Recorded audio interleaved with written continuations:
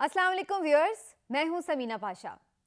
Viewers, Imran Khan साहब ने जब अमेरिका की साजिश का नाम लिया था तो उसके बाद से ही बहुत से लोगों का ख्याल ये था कि इमरान खान साहब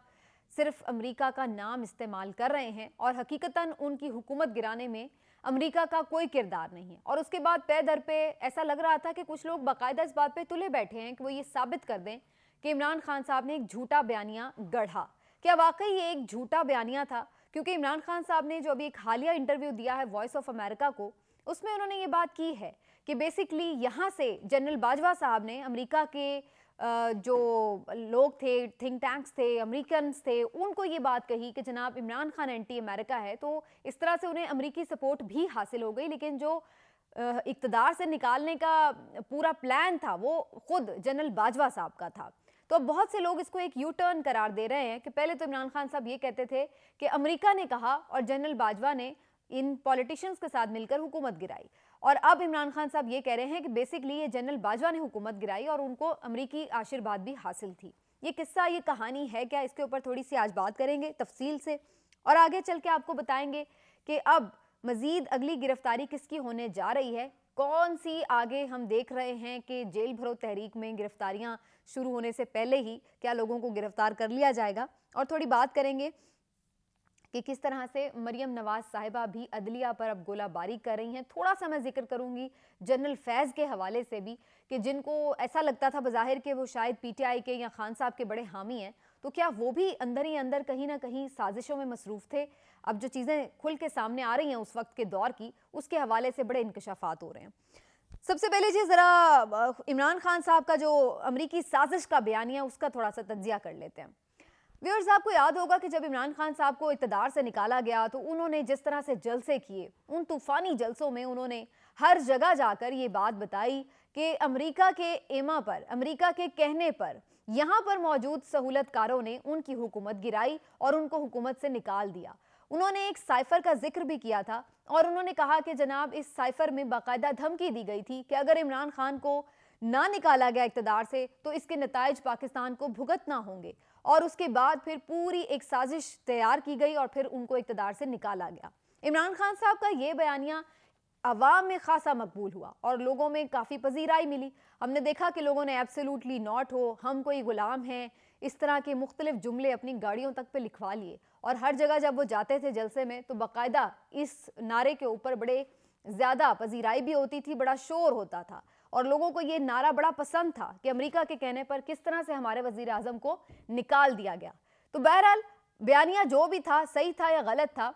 अवाम में मकबूल हो गया, जिसके बाद से पे दर पे वार किए जा रहे थे कि किसी तरह से भी ये कोशिश की जा रही थी कि इमरान खान से के इस बयानिया को झूठा साबित कर दिया जाए। उसके लिए कभी ऑडियो लीक्स आई जिसमें मुतअद्दिद बार ऐसी ऑडियो को लीक किया गया जिसमें इमरान खान साहब इस बयानिए से मुतालिक, ख़ास तौर पर इस साइफर से मुतालिक बात कर रहे थे अपने दीगर कैबिनेट के मेंबर्स से। और जब उन्होंने ये अल्फाज इस्तेमाल किए कि हमने इस पर खेलना है, तो फिर तो बाकायदा इस चीज़ को बहुत ज़्यादा हाईलाइट किया गया कि देखिए जी, असल में कुछ कहानी ऐसी थी नहीं, इमरान खान साहब ने सिर्फ खेला है। और उन्होंने जो अमेरिका के साथ पाकिस्तान के ताल्लुकात हैं उनको भी दांव पर लगा दिया है अपनी सियासत के लिए। तो इस तरह से उन्होंने अपनी सियासत के लिए किस तरह से जो पाकिस्तान के मफादात हैं उनको भी मद्देनज़र नहीं रखा।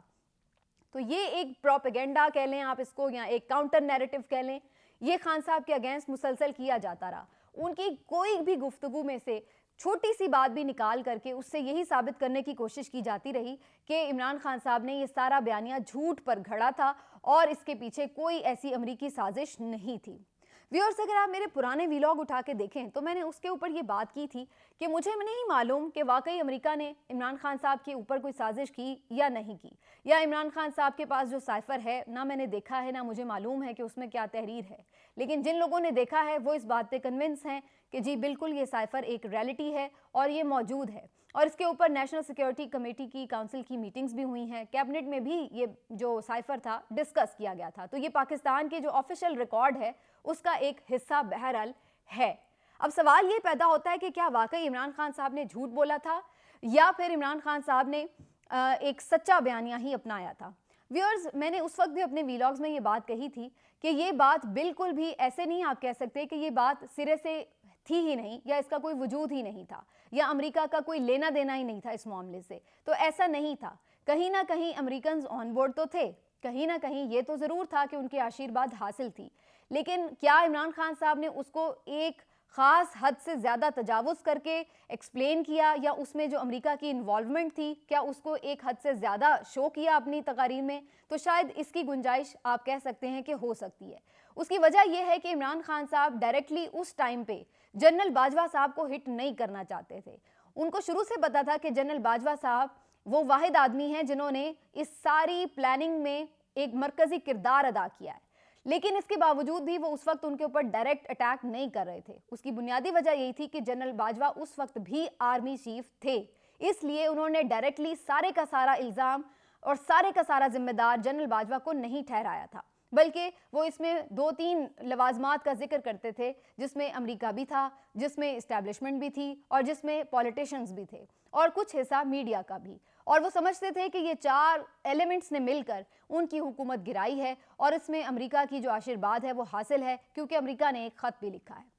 लेकिन अब वो खुल के इस बात का इजहार करते हैं कि सिर्फ अगर एक आदमी इसके पीछे ना होता, यानी जनरल बाजवा अगर ये ना चाह रहे होते, तो फिर इसके बावजूद कि ये सब लोग मिल भी जाते, फिर भी शायद उनकी हुकूमत ना गिराई जा सकती थी। तो वो तने तनहा अब जनरल बाजवा को ही इसका जिम्मेदार ठहरा रहे हैं। यूं भी जनरल बाजवा अब आप जानते हैं कि रिटायर हो चुके हैं, तो उनके ऊपर अब खुले आम तनकीद करना निस्बतन आसान है, जैसे कि पहले उनके ऊपर तनकीद नहीं की जा सकती थी। तो अब ये सारी बात के बाद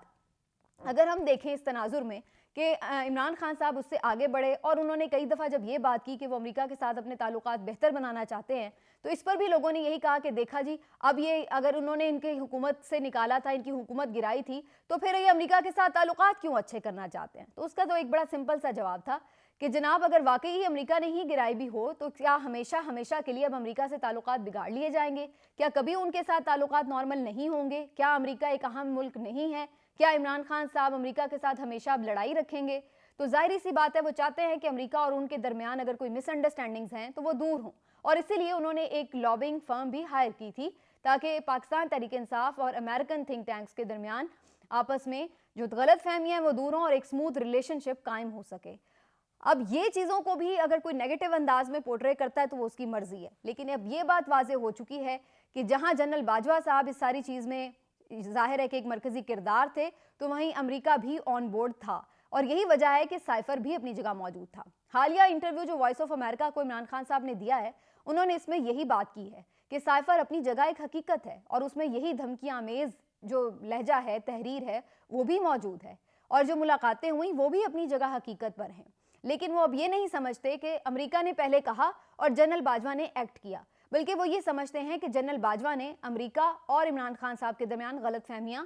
बुनियादी तौर पर डाल दी, और उसके बाद फिर अमेरिका की भी उन्हें हिमायत हासिल हो गई कि इमरान खान साहब को इक़्तिदार से निकाल दिया जाए। तो आप ये कह सकते हैं कि अब जो हालिया बयानियां है उसमें आप इमरान खान साहब ने वाक़यात की तरतीब को थोड़ा सा डिफरेंट अंदाज में बयान किया है, लेकिन ऐसा नहीं है कि कोई वाक़या हुआ ही नहीं और इमरान खान साहब ने उस पर बयानिया बनाया हो। तो ये चीज़ अगर कोई मैनिपुलेट करके कोशिश कर रहा है बताने की, तो ये बात सही नहीं है। इमरान खान साहब अभी भी साइफर के ऊपर भी खड़े हैं, अमेरिकी जो डोनाल्ड लू था उसकी बातों पे भी खड़े हैं, और अपने जो उनके लोग थे गद्दार हुए जो उनके ख्याल से, उनकी जो मुलाकातें थी अमेरिकी हुकाम के साथ, वहाँ पर भी अपनी नज़रिए पे ही खड़े हैं। लेकिन उनका ये ख्याल है कि जो इनिशिएट करने का मामला था वो शायद अमेरिका की तरफ से नहीं, जनरल बाजवा की तरफ से हुआ था, और बाद में अमेरिका की सपोर्ट उन्होंने हासिल कर ली थी। तो वाक़यात की तरतीब उन्होंने ज़रूर बदली है, लेकिन जो वाक़यात हुए हैं वो बहरहाल वो अपनी जगह वो कहते हैं कि हुए हैं। तो ये तो था जनाब इमरान खान साहब का अमेरिका के हवाले से बयानिया, लेकिन बयानिया तो मरियम नवाज़ भी बड़ी तेज़ी से बदलती हैं।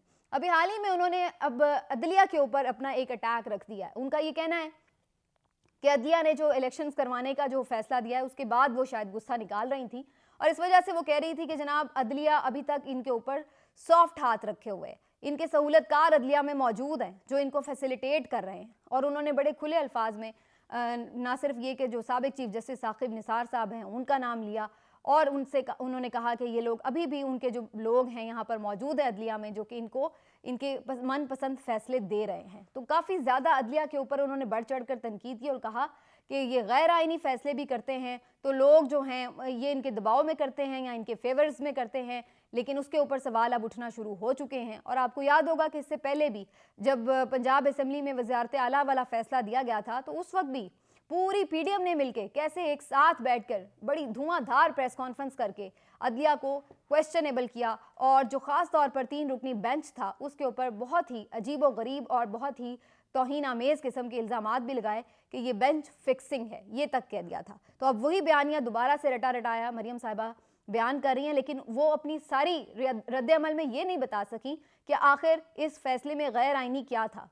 क्या 90 दिन में इलेक्शन करवाना ये जिक्र आइन में नहीं है? और क्या ये जस्टिस जवाद हसन ने अपने तौर पर ये फैसला किया कि 90 दिन में करना है? ये तो आइन में मौजूद है। उन्होंने तो यही बताया कि यह आइन में मौजूद है और इसके मुताबिक यही फैसला बनता था। तो मरियम नवाज साहिबा को ये कहाँ से लगा कि ये फैसला कोई गैर आइनी या गैर कानूनी फैसला है जिसके ऊपर उन्होंने अदलिया पर सवाल उठा दिए हैं? तो ये देखना होगा कि मरियम नवाज साहिबा के बयानात जो हैं वो सिर्फ बयानात और लफाजी की हद तक तो होते हैं, क्या उसमें कोई हमें लॉजिक नज़र आती है? तो वो बज़ाहिर हमें दिखाई नहीं देती। और अब आगे प्लानिंग ये हो रही है कि जनाब इमरान खान साहब के मजीद साथियों को भी गिरफ्तार किया जाए और इसमें ताज़ा जो इजाफा हुआ है वह शौकत तरीन साहब का है जो कि साबिक वज़ीर ख़जाना भी हैं और उनको अब गिरफ्तार करने के हवाले से वजारत दाखिला ने FIA को इजाज़त भी दे दी है। लेकिन मज़े की बात यह है कि वज़ीर ख़जाना साबिक वज़ीर ख़जाना को भी किसी नैब के स्कैंडल पे नहीं पकड़ा जा रहा या किसी करप्शन के स्कैंडल पे नहीं पकड़ा जा रहा। हालांकि ये भी बातें सामने आई थी कि उन्होंने जी जनरल बाजवा से अपने केसेस माफ़ करवा लिए थे नैब के,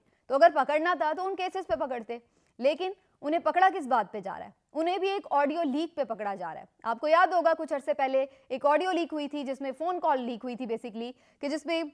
शौकत तरीन साहब जो पंजाब के वज़ीर ख़जाना हैं और जो KP के वज़ीर ख़जाना हैं उन दोनों को कुछ हिदायत दे रहे थे कि IMF से जो मामलात हैं, जो उनके साथ कमिटमेंट्स हैं, उन्हें हमें बताना होगा कि हम वो कमिटमेंट्स पूरी नहीं कर सकते और उसमें वो ताउन नहीं फ्राहम कर सकते जो दरकार है, क्योंकि उस वक्त सैलाब आया था तो सैलाब की वजह से सूबे जो हैं वो अपने अपने मसाइल में घिरे हुए हैं। तो वो इस किस्म की हिदायत उन्हें दे रहे थे जो कि ये ऑडियो सामने आई थी। अब उनके ऊपर ये इल्ज़ाम लगाया जा रहा है कि जनाब उन्होंने IMF डील को सबूताज करने की कोशिश की जिससे पाकिस्तान के मफाद को नुकसान हो सकता था, तो लिहाजा वो पाकिस्तान के मफाद के हामी नहीं है बल्कि पाकिस्तान को नुकसान पहुंचाना चाहते थे, लिहाजा वो भी गद्दारी के मुर्तकिब करार पाए हैं। तो उनको इस ऑडियो लीक के ऊपर जो है अब वो गिरफ्तारी का प्लान है। मज़े की बात यह कि अगर ये ऐसा ही था तो फिर ये 6 महीने का इंतज़ार क्यों किया गया? ये ऑडियो तो 6 महीने पहले आई थी, फिर उसी वक्त उन पर गिरफ्तारी डाल देते। FIA किस बात का इंतजार कर रही थी कि 6 महीने बाद अब जाके गिरफ्तारियों के मौसम में उन्हें याद आया कि चूंकि गिरफ्तारियां हो ही रही हैं तो चलो जी शौकत तरीन साहब को भी गिरफ्तार कर लिया जाए। बहरहाल शौकत तरीन साहब एक टेक्नोक्रेट आदमी हैं, उन्होंने कभी ये जेलें वेलें भुगती नहीं हैं। देखते हैं कि वो भी क्या अपने नज़रिए पे कायम रहते हैं, इमरान खान साहब के साथ डटे रहते हैं, या फिर वो सख्त हाथ लगने पर कुछ और ही फैसला करते हैं। क्योंकि अभी तक जिन लोगों पे भी सख्त हाथ लगे हैं, भले वो शहबाज गिल हों, चौधरी फवाद हुसैन साहब हों या फिर आज़म सवाती हों, जिसको भी जेल की हवा खाना पड़ी है, शेख रशीद साहब हों, ये सब लोग अगरचे भले परेशान हुए हों, भले उन्होंने बाहर आके जो भी फेस किया हो, लेकिन ये बात तो दुरुस्त है कि वो अपने मौक़िफ़ से नहीं हटे। वो पहले भी इमरान खान साहब के साथ थे, वो आज भी इमरान खान साहब के साथ ही हैं। तो वफादारी तो तब्दील नहीं हुई। देखते हैं शौकत तरीन साहब इस इम्तिहान में कामयाब होते हैं या नहीं। और दूसरा जो नाम है वो उस्मान डार साहब का लिया जा रहा है। उस्मान डार साहब भी एक बहुत ही जिसको कहते हैं शोला बयां किस्म के बड़े वोकल पार्टिसिपेंट हैं PTI के, और अब उनके ऊपर भी इसी तरह से कोई केस बना दिया गया है और उसके बाद अब उनकी गिरफ्तारी के लिए भी काम शुरू है। अब वो फ़िलहाल कहीं पे नज़र नहीं आ रहे हैं, मंजर आम से गायब हैं, लेकिन कहने वाले कह रहे हैं कि शौकत तरीन और उस्मान डार अगले शिकार हैं। और फाइनली मैं आपको ये भी बता दूं कि ये भी खबरें आ रही हैं, जब चूँकि आजकल जो 9-10 अप्रैल की रातें और आखिरी जो 8-10 दिन थे उनके ऊपर बड़े इंकशाफात हो रहे हैं, तो उनमें ये भी खबर आई है जनाब कि जनरल फैज़ साहब ने भी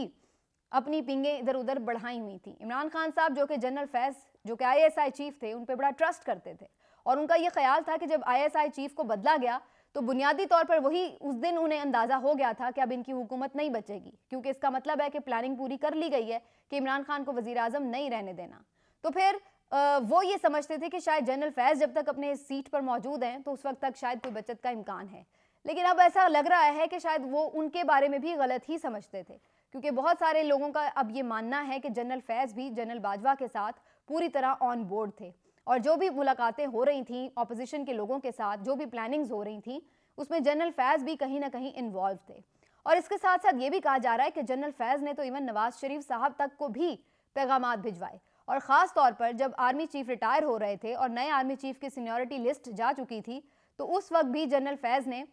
मियां नवाज शरीफ साहब को बड़े ख़ास पैगामात भिजवाए कि उनको भी आर्मी चीफ के लिए कंसिडर किया जाए और उन्हें आर्मी चीफ बना दिया जाए। तो अब ये खबरें भी आ रही हैं, मालूम नहीं कि ये खबरें किस हद तक सदाकत वाली हैं या नहीं, लेकिन ऐसा ज़रूर लग रहा है कि इमरान खान साहब जिसको भी ट्रस्ट कर रहे थे, शायद वो उतने ट्रस्ट वर्दी लोग नहीं थे। मिलते हैं अगले वीलॉग में, अपना ख्याल रखिए, अल्लाह हाफ़िज़।